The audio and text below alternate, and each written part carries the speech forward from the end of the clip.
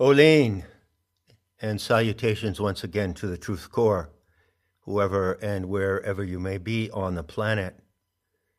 I'm here today, July 4th, 2021, with the third installment of my public sanity alert. And the title of this talk is Ultimate Victory over the Coviet Regime. To begin, I'd like to respond briefly to a comment that appeared recently somewhere in my channels. The two issues raised were, one, that I do not know it all, and two, that some of my entourage, namely Ginny, regard me as a messiah. Bear with me for a moment while I clarify where I stand on those two issues. In doing so, I will set the tone for the rest of this message. In the first place, I don't know anywhere where I have ever claimed that I know it all. I certainly don't know it all. There are many things I don't know, and many subjects I don't know about. What I do claim is that I know better regarding the subjects that are specific and unique to me. I do claim that. So that is obviously the assertion of a Gnostic smartass, a Gnostic know-it-all. But the magnitude of my self-importance is not so great that I would ever consider for a moment that I know it all or would ever present myself to you in that way. What I do know, however, stands on a unique foundation, which I call the living Gnosis today, based upon the ancient Gnosis of the pagan mysteries. And as far as I can tell, well, I'm not the only individual in the world who is communicating that knowledge in its current updated form. I am not by any means the only individual who is living it, who knows it by heart, practicing it every day in their lives and communicating it to others. Not at all. There are many others who do that, the Shaktas in Planetary Tantra. It so happens, however, that I am, so far as I know, the only one doing that openly in open source discourse on the internet. Personally, I don't need recognition from anyone. But transpersonally, the recognition that goes to me goes to that unique and original source of knowledge. You see that? And when you, who care and dare to listen to what I say, know that, when you keep that in the forefront of your mind, it focuses your mind to receive the optimal benefit from what I say. I'm not a messiah. It's laughable to even consider that. I assure you that those who are close to me, as friends and allies, would find that claim ridiculous. And they never, ever regard me, even remotely, in that way. They do recognize that I am a teacher, and that, in some sense, I could be said to hold the role of the world teacher. Why? Simply because I teach the world. It's as simple as that.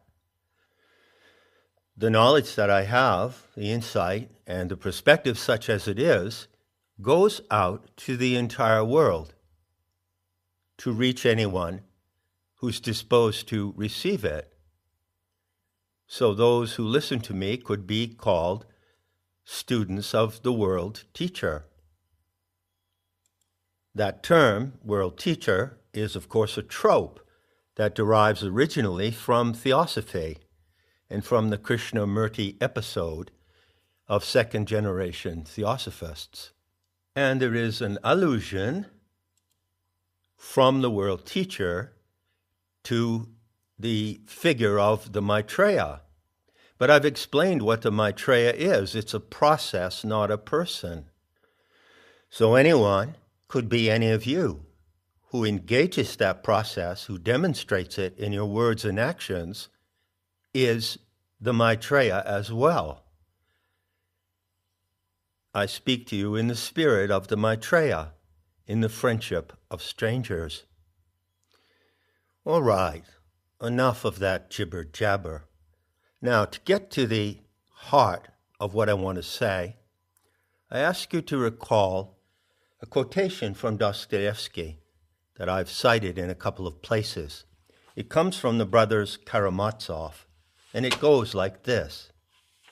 Quote, "The awful thing is that beauty is mysterious as well as terrible. God and the devil are fighting there, and the battlefield is the heart of man." End quote. It might be better to say, and there are various translations of this famous line, God and the devil, or Satan, are fighting for the world, and the battlefield is the human soul. I think that says it better. So, as I've said before, Dostoevsky, great as he was as a seer who looked into the depths of the human condition, suffered from a Christocentric bias, and what he said is entirely wrong. In order to be in a battle and to win, one of the first things you need to know are the terms of engagement, and that quotation does not state the terms of engagement correctly. Anyone who takes a stand in the battle that is currently waging and reaching its culmination upon this planet on those terms will not achieve victory. Humanity, the soul of the human animal, is not in the middle. It's not the middle term in the terms of engagement. So, what then is the correct or corrected description? The enemy stands in the middle, not humanity. And the enemy stands between humanity on the one hand, on the one side, and the Aeon Sophia, your divine mother, on the other side. Those are the actual terms of engagement which can lead to victory over the enemy, the psychopaths, the Xenosh, the archons, the authorities. Now, to apply military terminology, the language of military tactics, you can say that the enemies of life, the psychopaths who have gained extraordinary control over the social order in all of its aspects, are caught in a pincer movement. Sophia is closing in on them on one side, from one side of the battle line, and humanity, or certain self-selected members of the human species from all the races, are closing in on them from the other side. Now, if you hold this description steady in your minds and you reflect on it closely, you'll see that it begs a question. I can assure you that this question is paramount among the Shaktas, and it is a subject of deep and continuous discussion. Also, this question has been raised by certain comments that have appeared on my channels over the years. To put it crudely, why doesn't she do something about this terrible situation? The greatest crime against humanity is in progress. She is the mother of the human species, of all the races. Why doesn't she intervene? Why doesn't she do something about it? There are two ways of responding to this question: a long answer and a short answer. Now, the long answer, to which I'll refer later on in this talk, requires that you know her story, the home story, the fallen goddess scenario. When you learn this story and come to love it and know it by heart, you have not only an extraordinary empathy for your Divine Mother, but you also have Gnostic insight into why she does not intervene in the way that one might want her to do. But at the same time, you learn the conditions in which she can intervene. And all of that is specific intel, specific to the living Gnosis today. It doesn't come from any other source. So learning the narrative and everything that happened to her preceding the moment when she turned into the earth, before humanity appeared, plays forward today into the circumstances of her intervention, such as it is. The short answer is that she is doing something about it. But what she does about it depends on a reciprocal action from her species, or more exactly, from those members of humanity who recognize her and who voluntarily commit themselves to being her allies in what is called the great event of correction, Sophia's correction. When we discuss this topic, and it's one of the top 5 on discussion or under discussion on nematta, we use a formula to clarify the situation. It's a dyadic formula, and it's really simple: correction and resolution. So picture again the terms of engagement. On the one side of the battle line, Sophia implements her correction, and on the other side, her allies implement their resolution. They do what only they can do within the conditions of the social order and according to the circumstances of the human condition. That is the responsibility of the agents of resolution. And resolution reciprocates to her correction, which is largely a planetary, superhuman event. That being so, another way I could state the short answer goes like this: it's not Sophia's responsibility to intervene and save us from this crime against humanity in progress, due to the fact that she did not allow it to happen. It is those living today and in previous generations, going back about 250 years, who allowed it to happen. And yes, that does include you and I living today. The responsibility for facing this vile, hateful attack upon humanity unfolding around the world today in countless scenes and situations goes to those who allowed it to happen, not to her. And so only they who allowed it to happen can do anything about it, can resolve the situation. It follows from that those who do commit themselves to resolution have to really know what's going on. They have to be informed about the causes of the program of transhumanism and the Great Reset.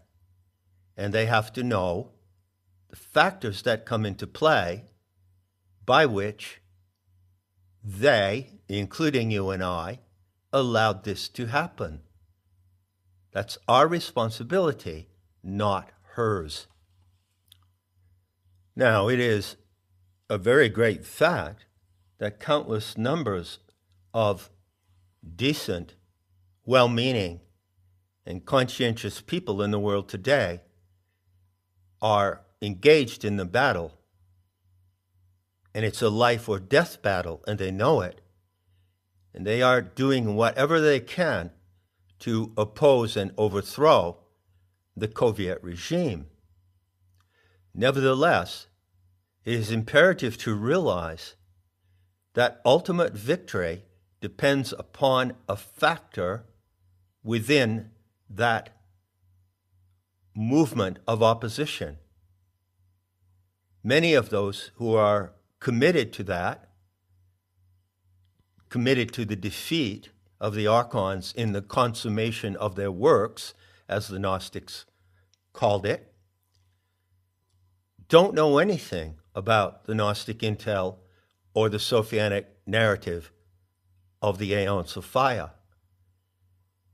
That does not in any way discount or discredit the efforts they're making, and I'm sure those efforts will produce the changes that are needed to overthrow the Coviet regime.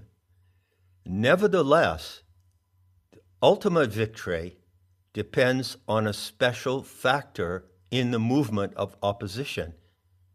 That is the factor that I represent. Once again, to use military jargon, you could say that within that movement of opposition, there is something like the Marines. There is an elite warrior class, and that warrior class must be present. They are the tip of the arrow of Sophia's intention. And in the beauty to come, they will recognize each other, and they will be, in the future, that group of people who carry her intention for resolution, you see.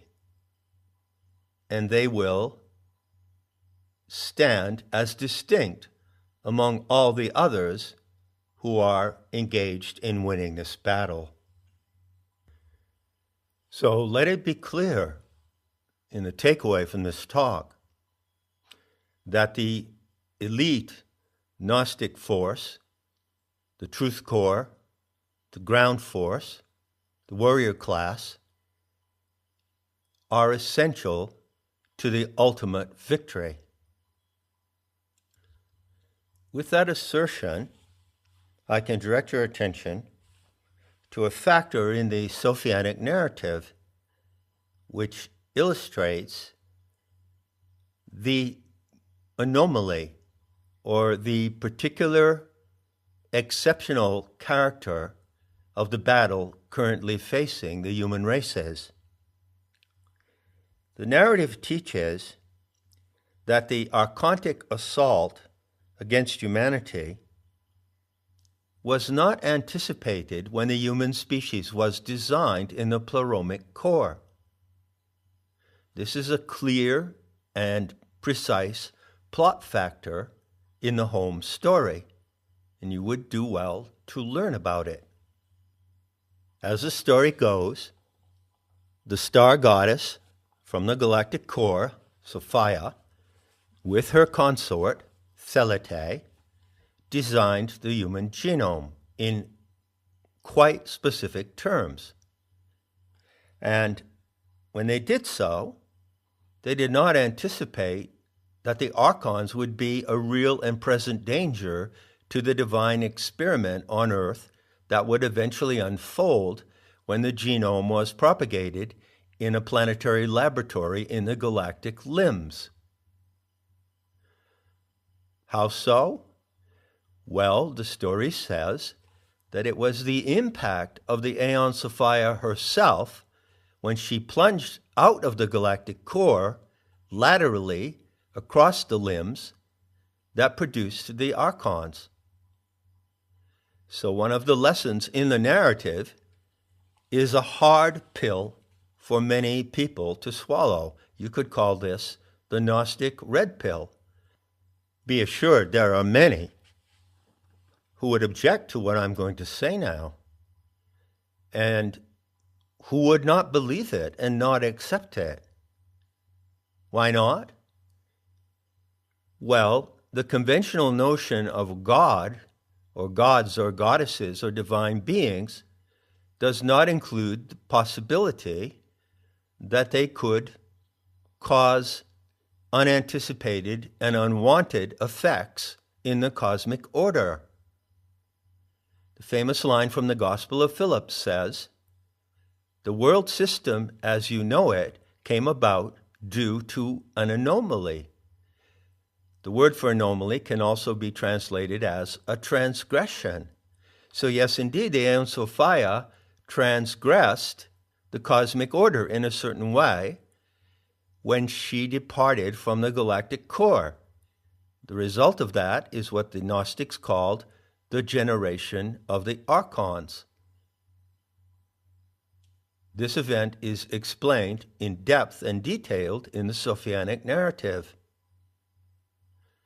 So before Sophia knew that the archons would be present due to her own activity, due to an unanticipated side effect of her plunge, she had designed the human genome in such a way that it was not prepared to handle the assault of the archons.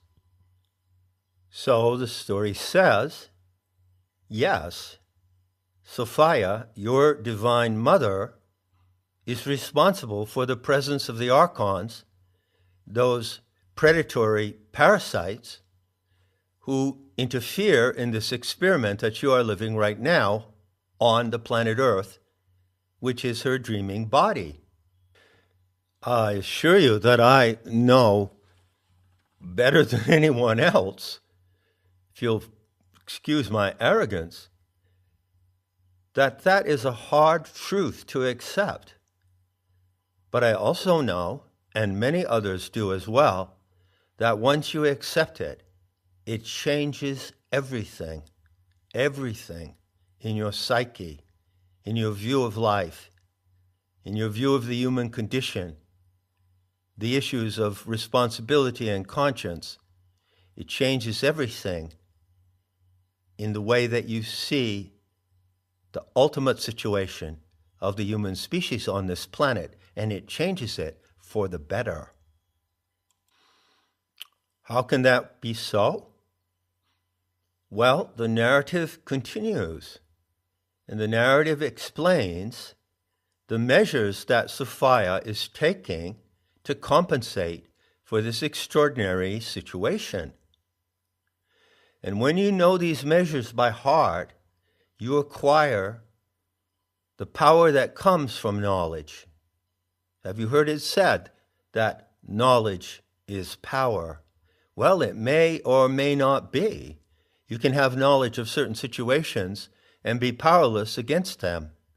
But in the ultimate sense, and I am speaking to you here in the ultimate sense, the Gnostic knowledge of the human situation is a power like any other, and it becomes your power when you master that knowledge.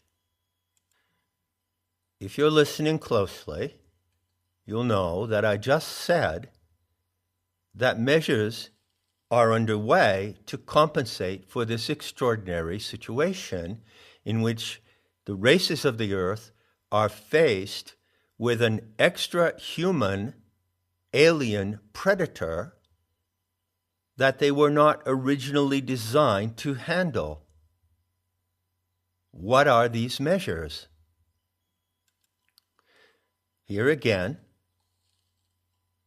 the narrative is the guiding paradigm. Stay in the narrative. It tells you everything you need to know to face this battle in victory.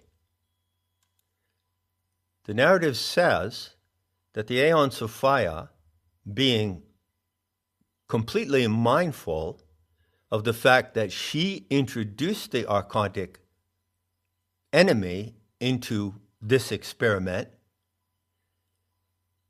is also mindful of how to compensate for that event.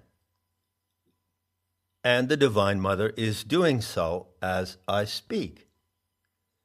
So what is she doing? Well, she is making an exception to Aeonic protocols. Now, there are Aeonic protocols, and this is nothing mysterious. It's not metaphysical. You can understand what they are by comparison to the protocols for a scientific experiment. The Aeons are artists. They're cosmic designers, and they proceed along certain lines. They have certain rules of procedure, which can be understood by the human mind by comparison to the requirements for any scientific experiment. And these requirements are two. First, there must be a control group for the experiment. Otherwise, there is no way to assess its success. And second, the Aeons observe the protocol of non-interference.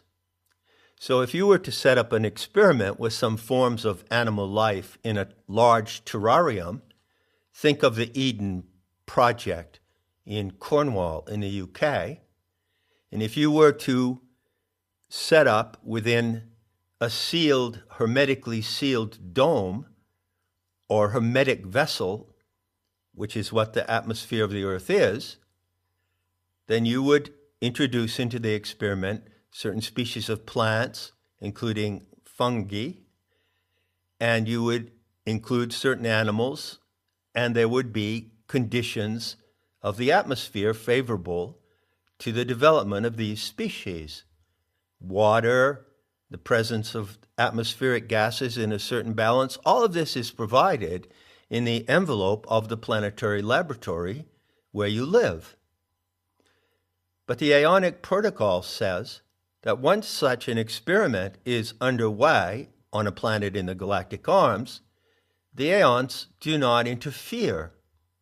They don't intervene in what's happening in the terrarium, obviously, so that they can see how it develops on its own terms.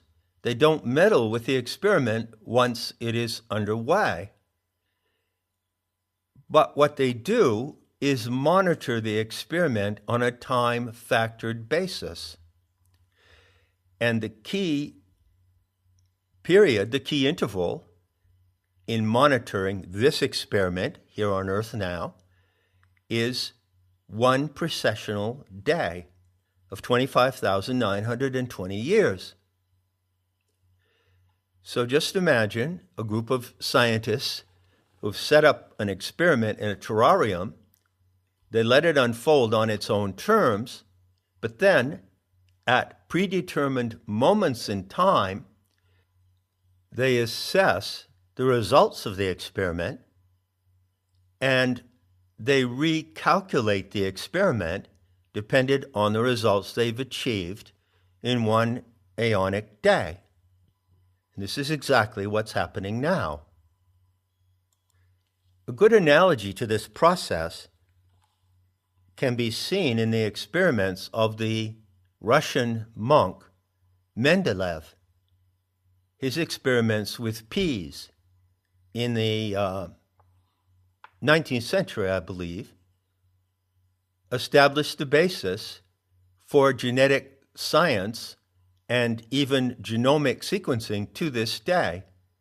Experiments with peas. And when he conducted these experiments, he did exactly as all scientists must do. He followed the protocol of allowing the peas to grow for a determined period of time, whether it be 2 days, 2 weeks, 2 months. And every time the experiment reached the limit of that interval, then he recalibrated the experiment for the next phase of its development. And the reason why he did that, which is exactly the same reason for these aeonic protocols, is simple. The scientist must assess how an experiment develops on its own terms for a predetermined period of time, and then based on those results, recalibrate it. You can call it gain of function. In this way, the experiment gains function periodically as measured by these intervals. However, there is an exception underway in this experiment. You see, due to the fact that the Aeon Sophia who designed you is actually present now in the laboratory setting of the experiment, immediately present to you at all times, she is within the terrarium. She is the terrarium. She is like a scientist in the Eden Project who goes into the hermetically sealed dome with a specific intention to modify the conditions of the experiment. According to Aeonic protocols, that's not done. But the Aeon Sophia makes an exception.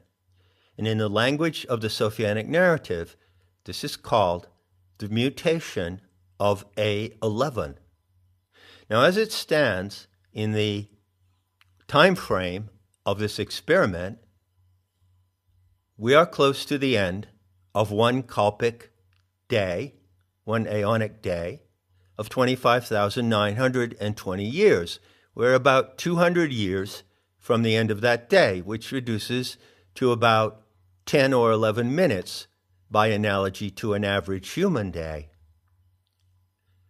Consistent with Aeonic protocols, neither Sophia nor any other Aeon would assess and recalibrate the experiment until 2216 AD, when this Aeonic day reaches the midnight hour and another day begins.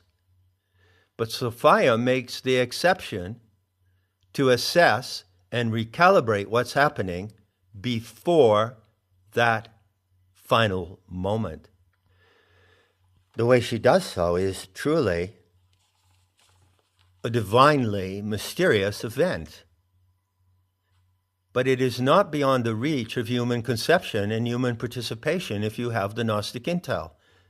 You can actually participate consciously in this event, the mutation of A11.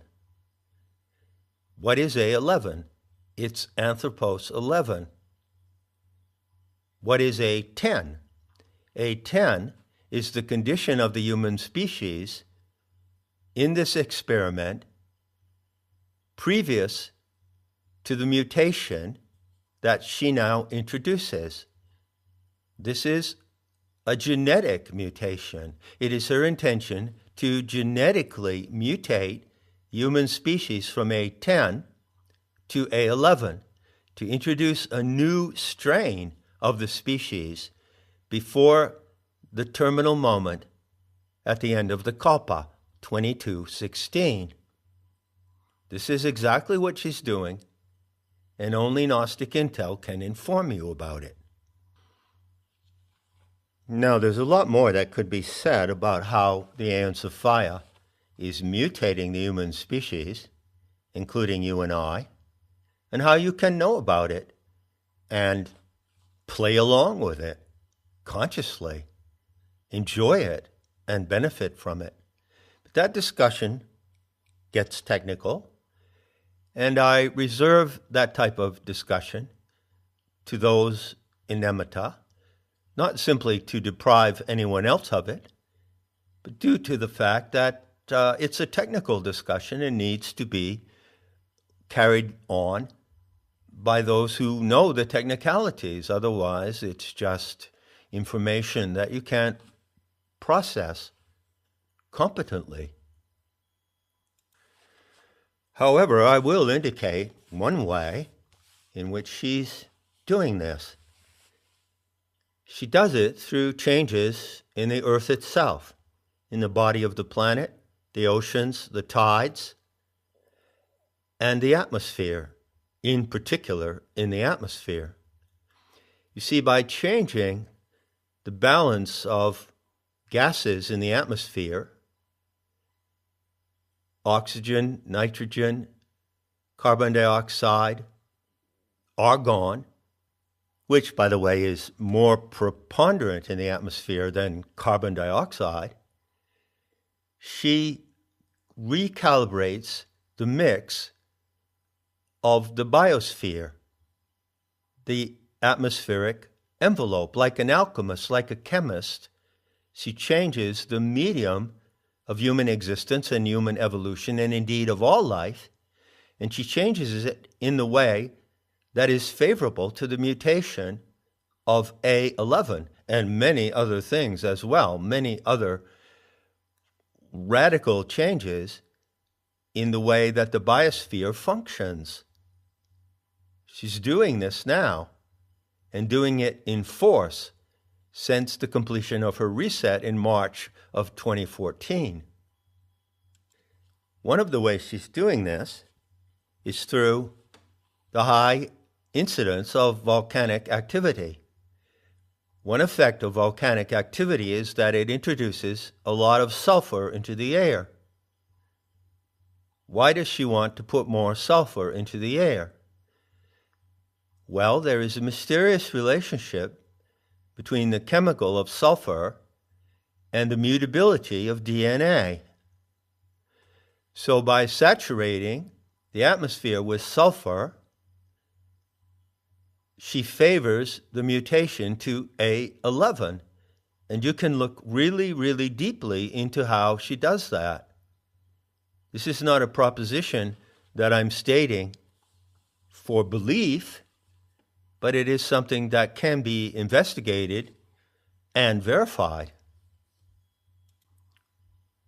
Nucleic acid can be modified in certain ways through the introduction of sulfur. Now, I presume, if I may so presume, that you will accept that I cannot elaborate further in this talk on those technicalities. So I'm going to shift the takeaway in the direction of two imperative points. Once again, I repeat the truism, knowledge is power. Well, if that is so, the knowledge that I'm imparting now is central to your power as an individual in reaching ultimate victory over the Coviet system. The first point is that the archons and their proxies and representatives in the world today, including both the racial Xenosh and the non-racial, and all the dupes who play along with them, cannot originate anything. There is a good case that can be made, and many of the Shaktas in Nemato will laugh about this when they hear it, to show that, in fact, many of the measures of oppression and manipulation and deceit employed by the archons are actually copied from Gnostic intel. They can't originate.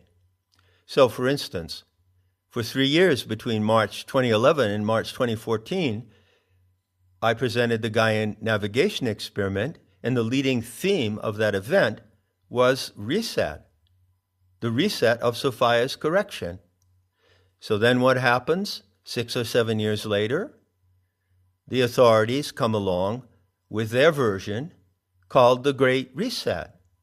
They can only imitate the truth, but they imitate it in such a way as to turn it around into a lie. That is called anti-mimon, the counterfeiting spirit of the archons, better said, the counterfeiting tactic. So the Great Reset today, which is the central manifesto of the Coviet regime, is a copy, a ripoff, and a perversion of Sophia's reset. Can I prove that? Well, one of the leading statements in the Great Reset goes like this: it will change what it means to be human. They actually say that in those exact words. But the mutation to A11 is actually what will change what it means to be human. Can you see that? The Archonic program, which is currently being implemented through the weapon of the mRNA injection, is nothing but a distorted mirror of the truth. And it's the truth that sets you free. When you know it, then you see clearly what is happening in the distorted mirror. And you see at the same time your responsibility and the source of your empowerment for ultimate victory. My second point then, my final point, which may well be the talking point of anything that I put on these channels in the future, goes to this simple assertion. In order to reach the beauty to come, there has to be a radical change in human nature. There has to be an upgrade of the species. So those who carry through this battle to its ultimate victory will be, and are already becoming, mutated human animals. But this is a mutation for the higher purpose of the human species and for the reclamation of its original purpose in this divine experiment. When you look at the current weapon being deployed around the world by the Coviet regime, you see a meme, you see a code, small m, RNA. What is RNA?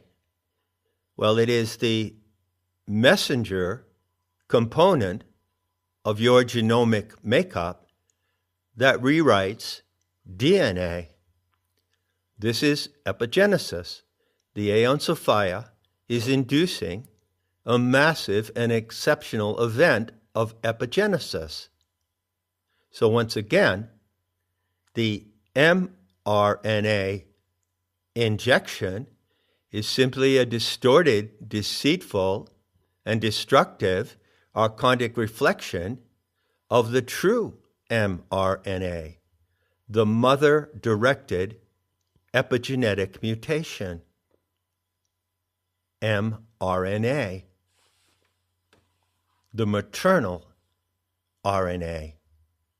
She commands the maternal RNA. She designed the genome of the human species. Don't you think that she can modify it and mutate it at her immediate command as a divine designing goddess? She can. But knowing how she can is not a matter of belief. In fact, it can't be believed. It's unbelievable and doesn't need to be believed. What you need to do is know it, and be part of it. As for A10, well, A10 comprises a large component of human animals living on the earth today. And what happens to A10 as Sophia implements the mutation to A11 is something called apoptosis, the shedding of dead cells. Isn't that obvious? Enough said, and I'll be seeing you in the beauty. to come.